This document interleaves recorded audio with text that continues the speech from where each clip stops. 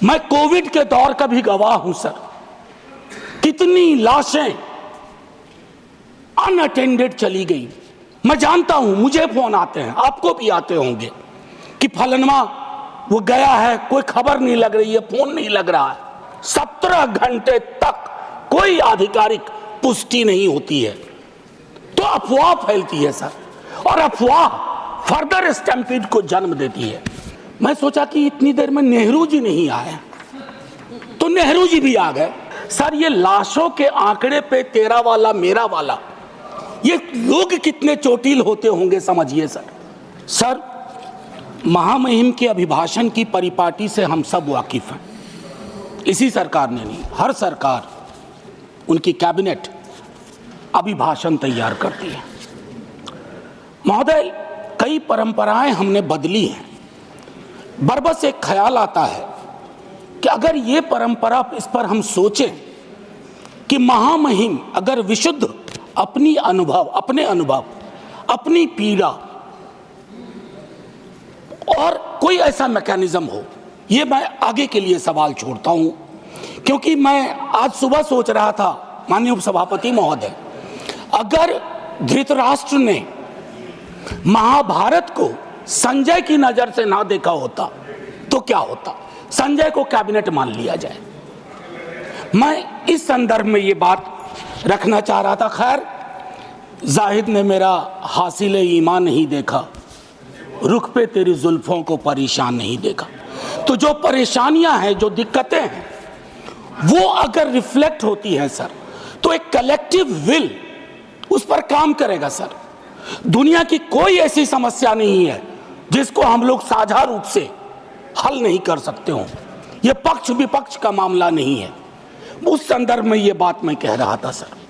यह अवसर है, महाकुंभ में जो जाने गई हैं, मैं उनके लिए श्रद्धांजलि व्यक्त करता हूं अपने सभी साथियों की ओर से।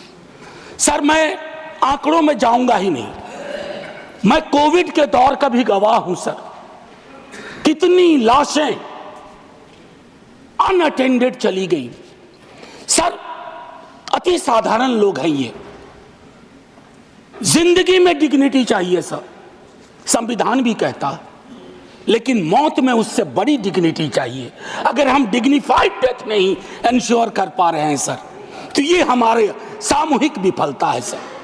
क्या आंकड़े की बात करूं, मैं जानता हूं, मुझे फोन आते हैं, आपको भी आते होंगे कि फलनवा वो गया है, कोई खबर नहीं लग रही है, फोन नहीं लग रहा है। वो व्यग्रता, वो चिंता सर तब बढ़ जाती है ना जब 17 घंटे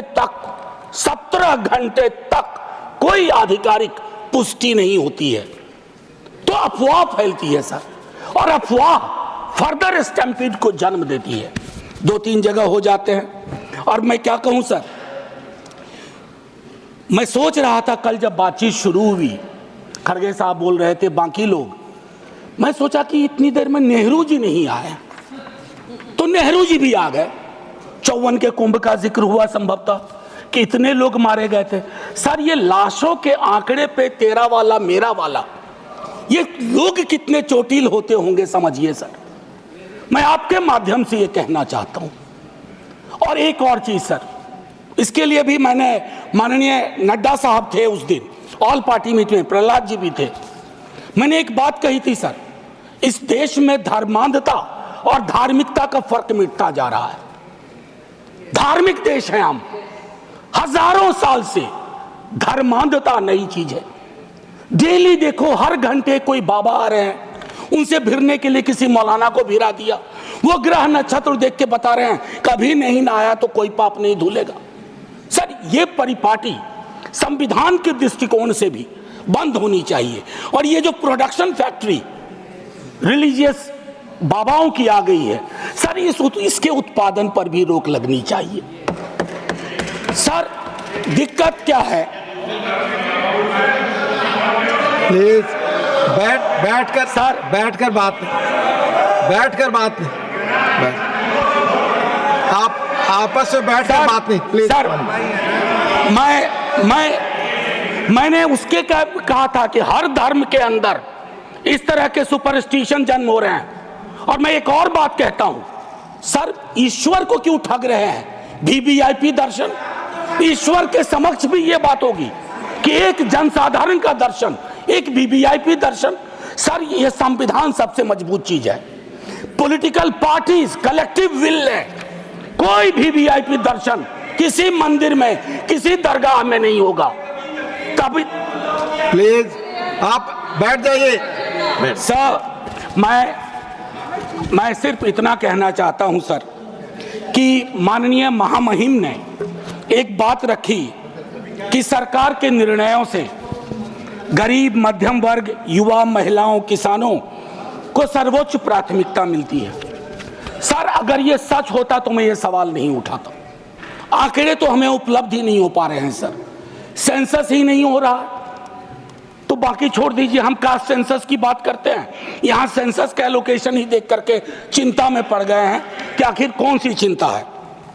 सर ये आंकड़े चिंता का विषय है सर। किसान प्राथमिकता में है और किसान से संवाद नहीं है।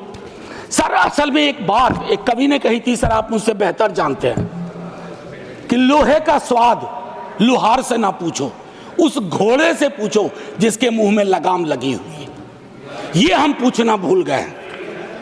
सर मैं एक महत्वपूर्ण मुद्दा जो मैंने ऑल पार्टी मीट में भी कहा था, आय की घोर असमानता, ये हमको आपको आने वाले वर्षों में और परेशान करेगी। बिलियनियर ज्यादा हो उससे विरोध नहीं है, लेकिन ये जो खाई बढ़ती जा रही है सर, वर्ग और जाति का ऐसा खेल हो गया है कि लोगों के बीच में डेप्रिवेशन इंडेक्स, मैं आंकड़ों की बात कर रहा हूं। No cross talk please. आमतौर पर आप झाजी चेयर की सर मैं सिर्फ ये कहना चाहता हूं, बेरोजगारी मैं जानता हूं सर, इसका इंस्टेंट सॉल्यूशन किसी के पास नहीं है। मैं ये कहूं कि नड्डा साहब की सरकार बैंडेड लगा देगी, नहीं सर वो नहीं होगा।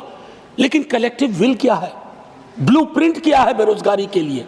उसके लिए पहली चीज होती है सर, एक्नॉलेज इट, मानो कि बेरोजगारी है। Don't cook data, data cooking करेंगे, इतने को ऐसे रोजगार मिल गया, इतने वहां कुछ तल रहा है, इससे फर्क नहीं पड़ता सर। हर 3 युवा में 2 बेरोजगार है। और नतीजे में देखिए सर, एक हमारे यहाँ संस्था है बिहार में जो परीक्षाएं कंडक्ट करती हैं उच्च पदों की। सर उसका करिकुलम वाइटे कहता है कि बीते कुछ वर्षों में कोई भी परीक्षा बिना रिगिंग के नहीं हुई है, और अगर आप वहां जाकर के न्याय मांगो तो आप पे लाठी चार्ज होता है। तो युवाओं का कौन सा देश हम दे रहे हैं सर? एक ऐसा देश जिसमें वो अपनी मांगों के लिए सड़कों पे ना आए, और लेजिटिमेट मांग सर, कोई गलत मांग नहीं। सर मेरे रेलवे मिनिस्टर साहब के रेफरेंस से बहुत सारी ट्रेनों का जिक्र किया, वंदे भारत, अमृत भारत, नमो भारत, मुझे कोई गुरेज नहीं। नीरज भाई ने कल अच्छी एक बात कही थी, हम और नीरज भाई वैशाली एक्सप्रेस में एक बार मिले थे, ये बस्ती से चढ़े थे संभवतः, मैं सहरसा से था। सर मैं चाहूंगा कि वो जो पुरानी एक्सप्रेस और पैसेंजर ट्रेन्स हैं जो इस देश के 88-90% कैरेज को ले जाती है, लोगों को ले जाती है, उनकी क्या हालत, उनकी हालत अगर देख लें। और मैं तो कहूंगा माननीय रेल मंत्री जी से आपके माध्यम से औचक निरीक्षण करें, लेकिन भेष बदल के, मुरेठा उरेठा बांध लें, दाढ़ी बढ़ा लें, ताकि लगे नहीं कि ये वही व्यक्ति हैं, और फिर देखें कि अद्यतन स्थिति क्या है सर। सर पेज नंबर 25 में माननीय महामहिम कहती हैं वामपंथी उग्रवाद से प्रभावित जिले कम हो रहे हैं, बड़ी खुशी की बात है। लेकिन एक दक्षिणपंथी उग्रवाद भी है, एक दक्षिणपंथी अतिवाद भी है, और जिसके अंदर संभावना होती है कि वो छद्म राष्ट्रवाद का रूप ले लेता है। उसके बारे में हम क्या सोच रहे हैं, ये भी सर तय करना होगा, अन्यथा संविधान के मूल्य, ये सारी चीजें खारिज हो जाएंगी। सर पेज नंबर 27 पे पैरा 31 महामहिम कहती हैं 144 करोड़ आबादी के क्षेत्र हैं, भिन्न भिन्न राज्य हैं, भिन्न भिन्न आबादी में भिन्न भिन्न क्षेत्र हैं, भिन्न भिन्न भाषाएं हैं। मेरी समझ में नहीं आया कि हमने रिलीजन को, धर्म को ओमिट क्यों किया इसमें।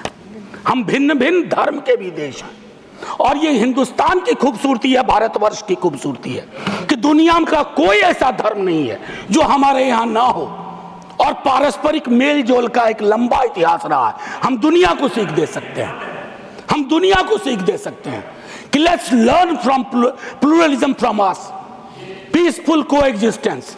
हालांकि हाल के दिनों में हमने वो लर्निंग का जो मॉड्यूल है उसको खराब कर दिया है।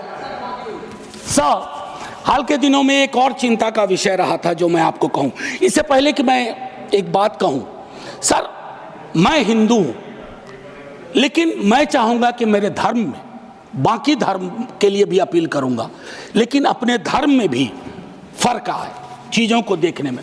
सर ये किताब है, अगर आप कहेंगे तो मैं गिफ्ट करूंगा नड्डा साहब को। Thank you Gandhi.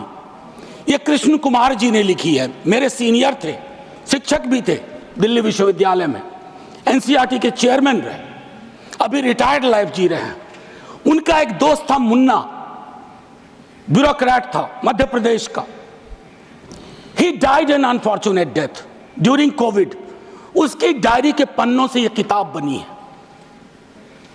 कृष्ण कुमार जी ने यह किताब ली। क्या कहते हैं सर पता है? कलेक्टिव गिल्ट का एक्सप्रेशन हमारे धर्म में कम रहा। औरतों के साथ क्या क्या नहीं हुआ, कलेक्टिव गिल्ट नहीं। जातियों में देखिए किस तरह का व्यवहार रहा, कलेक्टिव गिल्ट नहीं। गांधी की हत्या के बाद कलेक्टिव गिल्ट का अभाव रहा। उस संदर्भ में यह किताब है। मैं ऐसे ही नहीं कह रहा हूं, मैं गिफ्ट करूंगा लिख करके माननीय नेता सदन को। बड़ा गडमड हो रहा है।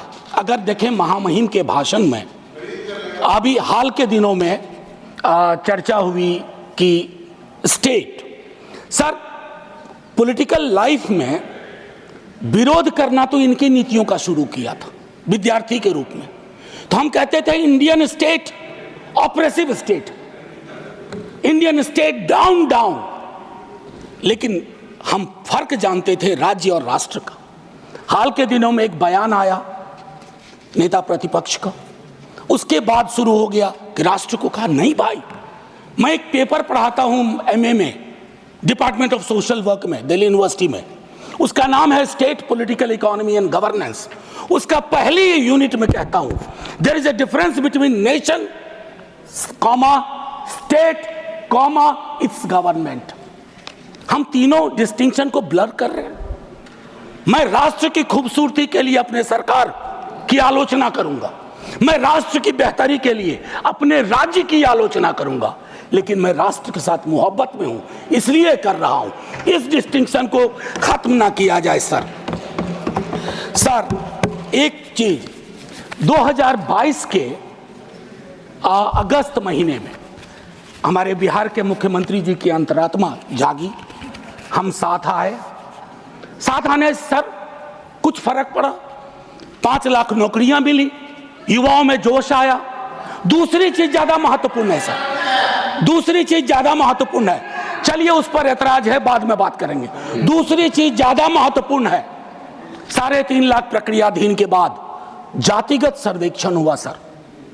प्रधानमंत्री जी तक वो डेटा है, हमारे नेता सदन के पास भी वो डेटा होगा, वित्त मंत्री साहिबा के पास वो डेटा है, लेकिन उस डेटा के आधार पर बजट क्यों नहीं बनता है? वो 9वीं अनुसूची में क्यों नहीं शामिल किया जाता? सिर्फ इसलिए कि क्रेडिट नेता प्रतिपक्ष तेजस्वी को मिल जाएगा। आरक्षण का प्रावधान बढ़ाने की बात तो सिर्फ इसलिए कि क्रेडिट आप ले लो, उनको क्रेडिट नहीं चाहिए, क्रेडिट का कॉपीराइट फ्री आप ले लो। लेकिन फिर उनकी अंतरात्मा अचानक सो गई सर। अब जब सो गई तो अब जाग नहीं रही है। एनीवे सर वो अलग मसला है सर। आप निजी टिप्पणी नहीं कर सकते सर। मैंने किसी का नाम भी नहीं लिया। आपने पहले नाम लिया, प्लीज हादी। मैंने नाम लिया था, नाम हटा दीजिए, कहिए मेरे मुख्यमंत्री। नहीं, ठीक है सर। सर इससे क्या होगा ना कि हकीकत भी समावेशी होगा। सर एक चीज जो मैं कहना चाह रहा था कि हाल के दिनों में अभी भी जब हम जिक्र कर रहे थे तो उसमें ये चीज कही कि जो मैंने कहा कि धर्म का जिक्र नहीं है, तो सर वक्त पे बहुत चर्चा हो रही है, इतनी कोशिश रहे, don't throw the baby with the bath water, बच्चे के गुसल के पानी के साथ बच्चा ना फेंक दीजिए। बस मैं इतना कहूंगा, 14-25 का उल्लंघन ना हो, आर्टिकल 14 और 25 का, इतना कहूंगा। और एक चीज सर और कह करके अपनी बात खत्म ही करूंगा। सर मैं दिल्ली विश्वविद्यालय में पढ़ाता हूं, अभी यूजीसी का ड्राफ्ट रेगुलेशन आया, यह भी मैंने ऑल पार्टी मीट में कही थी, हमारे दोनों माननीय मंत्री जी वहां थे, हाँ हमारे साथी लोग सब थे, इन्होंने भी रेज किया। सर ड्राफ्ट रेगुलेशन मैं चाहूंगा आप पढ़िए। सर ये विश्वविद्यालयों की मौत की इबारत है। It's going to be an obituary for the university system at it exist today. It's anti teacher, anti university and anti federalism, anti student. क्यों ये कह रहा हूं मैंने एक अंग्रेजी दैनिक में लेख लिखा इसके बारे में। सर विश्वविद्यालय का हूं, पीड़ा होती है, क्या बनाना चाह रहे हैं विश्वविद्यालय का? विश्वविद्यालय में विश्व शब्द महत्वपूर्ण है, वैश्विक, वर्ल्ड व्यू उसका क्या है, नैरो है या व्यापक है? अगर नैरो है तो फिर क्या जरूरत है? या कहीं ये प्लान तो नहीं है कि पूरी की पूरी शिक्षा की व्यवस्था हम निजी हाथों में सौंप दें, ताकि आपके तो स्कूल के नाम भी मैंने कई बार आपत्ति दर्ज की है, Eklavya model school. Sir Eklavya के नाम पर, एकलव्य को प्रताड़ित चरित्र मानता हूं, प्रताड़ित था वो, सिस्टम का पार्ट नहीं था। इसलिए सर मैं चाहता हूं कि पूरी व्यवस्था उस अनुसार से हमें देखनी चाहिए। सर एक चीज कहूंगा इसमें, अगर मैं 2-3 छोटी छोटी चीजें सर, आंगनवाड़ी, सहायिका, आशा, ये हमारे कैरियर्स हैं, हमारी सारी स्कीम को ढो रहे हैं। उनका मानदेय क्या है? उनका मानदेय चिंता का विषय है।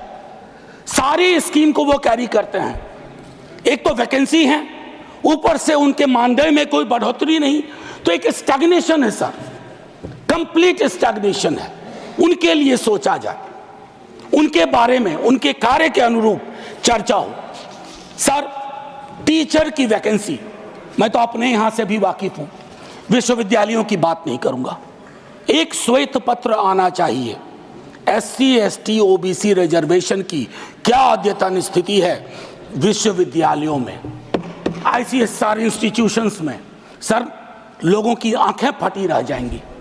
मैं बता रहा हूं, कोविड में जब मैंने बात की थी, जो आज मैंने कुंभ वाली बात की, बीजेपी के दोस्तों ने आके कहा somebody had to speak। Sir हम पार्टी अलग अलग हो, धारा तो एक है सर। लोग उनसे भी तो कहते होंगे कि हमारा रिप्रेजेंटेशन क्या हो रहा है, हमारे बारे में क्यों नहीं बोलते हो? सर ये मैं समझता हूं एक श्वेत पत्र आना चाहिए। मैंने पूरा आंकड़ा था, आंकड़ा मैं हाँ सर, अब नहीं ये उचित नहीं होगा, क्योंकि सेंट्रल हॉल में वो अद्भुत जगह थी। सर बस खत्म कर रहा हूँ।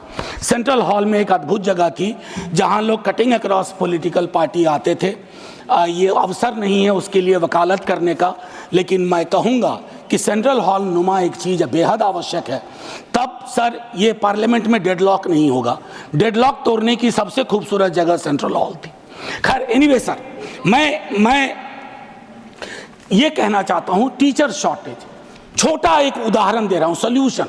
शिक्षा प्रेरक हजारों की संख्या में पार्ट ऑफ ए प्रोग्राम था, आज वो खाली बैठे हुए हैं, आप उनको एम्प्लॉय करो। डीएलएड आप ही की सरकार का प्रोग्राम था, डीएलएड आप ही की सरकार का आइडिया था, आपने क्या किया? डीएलएड के बाद न्यायालय के इंटरवेंशन के बावजूद, बस खत्म कर रहा हूं सर, बावजूद उसको आपने दरकिनार कर दिया। तो मैं माननीय महामहिम के, जब मैंने शुरुआत की थी सर, एक लाइन कह के खत्म करूंगा और मैं सर्वेश्वर से खत्म करूंगा, और ये मैं अपने सब के लिए कह रहा हूं। यदि तुम्हारे घर के एक कमरे में आग लगी हो तो क्या तुम दूसरे कमरे में सो सकते हो?